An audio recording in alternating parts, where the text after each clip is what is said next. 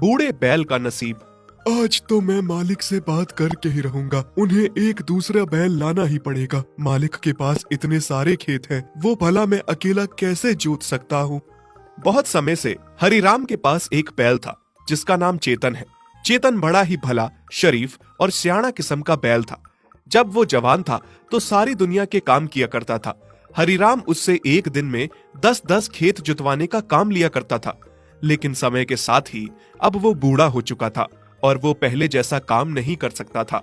हरिराम को तो बस उससे पहले जैसा ही काम चाहिए था, क्योंकि हरिराम एक बहुत ही लालची किस्म का आदमी था। उसे किसी की जान की परवाह नहीं थी। उसे तो बस अपना मतलब निकालना था, अपने खेतों का काम कराना था, अपनी फसल से मतलब था। उसे इस बात की चिंता बिल्कुल नहीं थी कि चेतन बेचारा बूढ़ा हो चुका है, वो अब पहले जैसा काम नहीं कर सकता। चल चल चेतन, तैयार हो जा, आज तुझे 10 खेत और जोतने हैं। नहीं मालिक, रहम करो मुझ पर। थोड़ा तो तरस खाओ। अब मैं पहले जैसा जवान नहीं हूँ। मुझसे 10-10 खेत नहीं जोते जा सकते। पहले जब मैं जवान था मैंने कभी आपसे किसी बात की शिकायत नहीं की, और लोग तो 2 बैलों को हल लगा के खेत जोतने का काम करते हैं, लेकिन मैंने एक ने ही आपका इतने खेत जोतने का काम किया है। अकेला हल खींच के पूरा दिन काम किया है, पर अब आपको दूसरा बैल मेरे साथ हल जोतने के लिए लगाना ही पड़ेगा। अच्छा, तेरी इतनी हिम्मत, तू मेरे साथ जुबान लड़ाए। दूसरा बैल कहाँ से लेकर आऊंगा? दूसरा बैल लाऊंगा तो उसके लिए अलग से खर्चा होगा। उसके दाने पानी पर भी, उसके चारे पर, उसकी सेवा में, हर चीज पर खर्च होगा। तू क्या कम खाता है जो एक दूसरा बैल को ले आऊं? अगर तू काम करता है तो फ्री का नहीं करता है, खाता भी उतना ही है। चेतन सही कह रहा है बाबा, आप खुद ही देखिए ना, वो कितने लंबे समय से हमारे घर का काम करता आया है। कभी उसने किसी बात की शिकायत नहीं की, लेकिन अब वो बूढ़ा हो चुका है, वो इतना काम नहीं कर सकता। आप पहले जैसा काम मत लीजिए बाबा, उसे भी तकलीफ होती है। अब हम ऐसा करते हैं बाबा, एक और बैल लेकर आते हैं, फिर वो बैल चेतन के साथ थोड़ी मदद कर लेगा। तू कुछ ज्यादा ही तरफदारी नहीं कर रहा है इस चेतन की? तुझे बोलने का हक नहीं है। जा जा, जो काम करने को कहा है पहले वो कर। चुपचाप जाकर खेतों में पानी लगा, मैं चेतन को लेकर आता हूँ। खेत जोतना है, बहुत काम पड़ा है बाकी। हरिराम के बेटे नीरज को चेतन पर बहुत तरस आता है, क्योंकि उसे सब पता था। वो सब जानता था कि उसके पिता बहुत गलत कर रहे हैं, लेकिन उसकी अपने पिता के आगे एक नहीं चलती थी। नीरज चेतन की मदद करना चाहता था दूसरा बैल लाकर, लेकिन उसका पिता नीरज को चेतन की मदद नहीं करने देता था। फिर खेत में हरिराम चेतन को एक हल लगाकर खेत जोतने लगा। जैसे तैसे चेतन ने एक खेत तो निकाला, लेकिन जैसे ही दूसरा खेत जोतने लगा उसकी टांगे कमजोरी से थर थर कांपने लगी। अरे मालिक, क्या कर रहे हो आप? आपको क्यों नहीं समझ आ रहा कि अब मैं इतना काम नहीं कर सकता हूँ? मैं बहुत कमजोर और बूढ़ा हूँ। देख चेतन, नौटंकी ना कर। अभी तक तो अच्छा भला चल रहा था, अभी रुक रुक के चल रहा है। चल, नहीं तो देख मेरे से मार खाएगा। अगर तूने ऐसा नाटक किया तो मैं कल ही तुझे कसाई को बेच दूंगा और अपने लिए एक नया बैल लेकर आऊंगा। जैसे ही हरिराम ने चेतन को कसाई को बेचने की बात कही, चेतन बहुत घबरा उठा। नहीं मालिक, मुझे कसाई को मत बेचिए। तो चल फिर, जल्दी चल, काम कर, अभी बहुत काम बाकी है खेतों में। खेतों में पानी लगा रहे नीरज को चेतन पर बहुत तरस आ रहा था कि उसके पिता चेतन के साथ कितना गलत कर रहे हैं। वो मन ही मन दुखी हो रहा था। कुछ समय खेतों में काम करने के बाद देखते ही देखते चेतन धड़ाम से खेतों में गिर जाता है और कमजोरी के कारण गिर के बेहोश हो जाता है। अरे, इसको क्या बीमारी पड़ गई? नीरज सुन, ये तो गिर गया है। जैसे ही होश आए आते ही इसे घर ले आना। नीरज चेतन को उठाने की कोशिश करता है। चेतन, उठो उठो, क्या तुम पानी पियोगे? ये लो, थोड़ा सा पानी पी लो, जिससे तुम्हें होश आ जाएगा। नीरज चेतन को पानी पिलाकर होश मिलाकर घर आ जाता है। हाँ तो चेतन, इतने सालों में मुझे नहीं लगा था कि तुम बूढ़े हो गए हो, लेकिन आज सच में मुझे लग रहा है कि तुम बूढ़े हो गए हो। अब तुम कोई काम नहीं कर सकते, तुम किसी काम के नहीं रह गए हो। मुझे अब दूसरा बैल काम के लिए लाना ही पड़ेगा, और मैं तुम्हें मुफ्त का फ्री में यहाँ पर नहीं पाल सकता। मैंने तुम्हें बेचने की बात कर ली है। थोड़े दिनों में ग्राहक आता ही होगा और वो तुम्हें आकर ले जाएगा। नहीं मालिक, नहीं, रहम कीजिए मुझ पर, मुझे ना बेचिए। बस मेरे उन दिनों को याद करके मुझे रख लीजिए। मैंने आपके खेतों में शिद्दत से दिन रात काम किया है। एहसान फरामोश, मैंने क्या तुम्हारे लिए कम किया है? जितना मैंने तुम्हें खिलाया पिलाया है, किसी दूसरे घर में होते तो आज तक तुम मर चुके होते। हरिराम अपने लिए एक जवान और नया बैल लेकर आता है। वही चेतन की जगह पे उसे रखता है, खूब खिलाता पिलाता है और चेतन को बाहर ठंड में बांध देता है और ना उसे चारा देता है ना पानी। चेतन अपने मालिक से बहुत दुखी था कि उसने अपने मालिक के लिए इतना कुछ किया और वो सब भूलकर अंत में जाकर उसके साथ ये सब कर रहा है।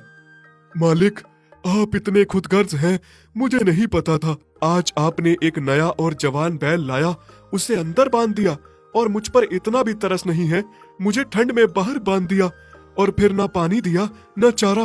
क्या हम जानवरों की बस यही औकात है? बाबा, आप ये क्या कर रहे हो?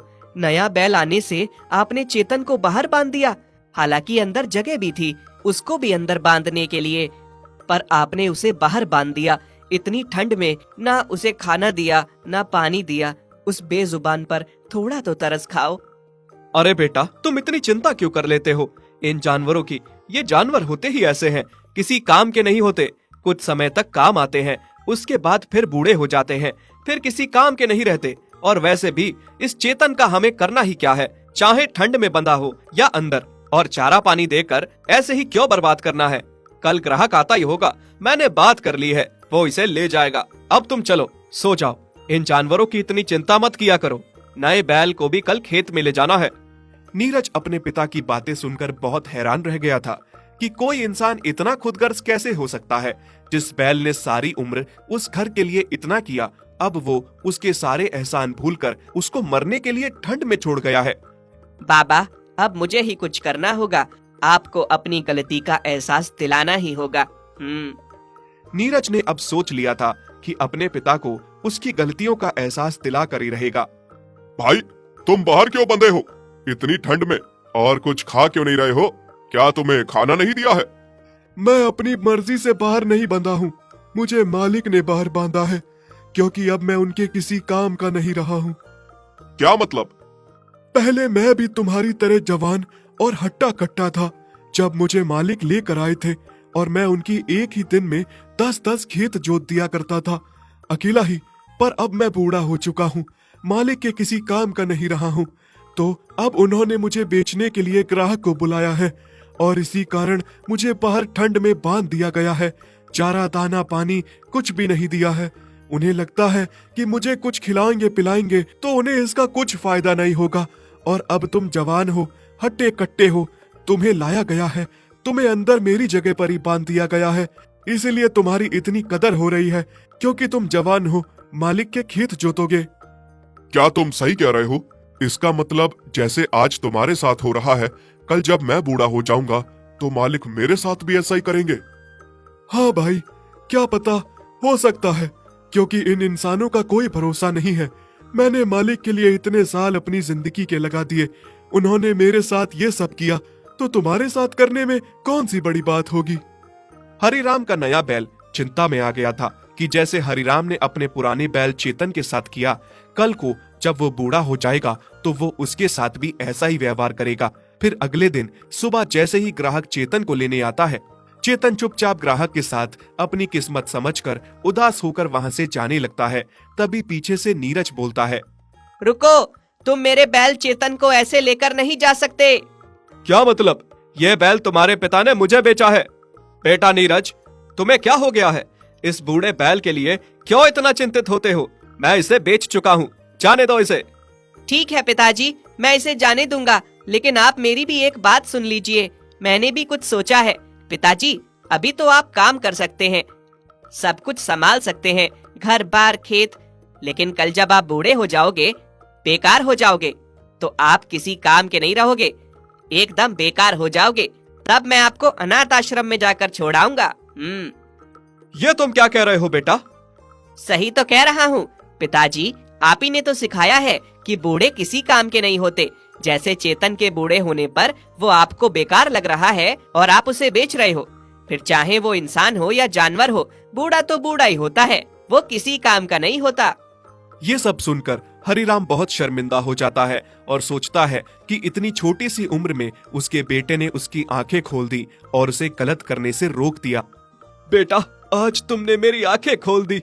मैं बहुत गलत करने जा रहा था। सही मायने में मैं अकल में तुमसे बहुत छोटा हूँ। इतनी छोटी सी उम्र में तुमने मेरी आंखें खोल दी।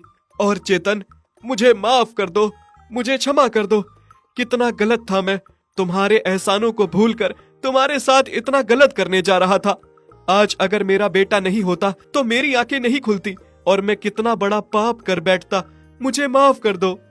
हरिराम की आंखें खुलने के बाद वो कहता है कि उसे चेतन को नहीं बेचना है और वो चेतन को अपने पास ही रख लेता है। चेतन, अब तुम कहीं नहीं जाओगे, तुम यही रहोगे मेरे पास।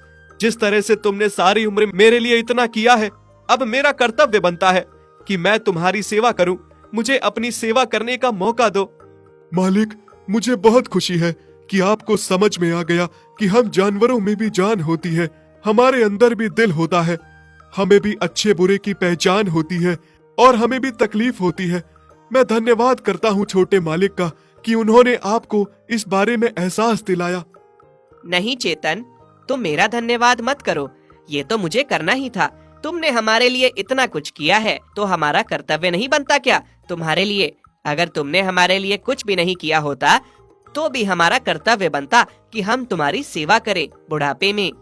इस तरह से हरिराम चेतन को वापस रख लेता है और बुढ़ापे में उसकी खूब सेवा करता है। दोस्तों, इस कहानी से हमें यह सीख मिलती है कि बूढ़ा चाहे किसी का भी हो, इंसान का हो या जानवर का हो, बूढ़े होने पर किसी की महत्वता कम नहीं होती। अगर हम उसकी जवानी में कदर करते हैं तो बुढ़ापे में भी हमें उसको उतना ही सम्मान देना चाहिए। अगर आपको हमारी ये वीडियो अच्छी लगी तो प्लीज़ हमारे फेसबुक पेज को लाइक, शेयर, कमेंट और फॉलो ज़रूर करें।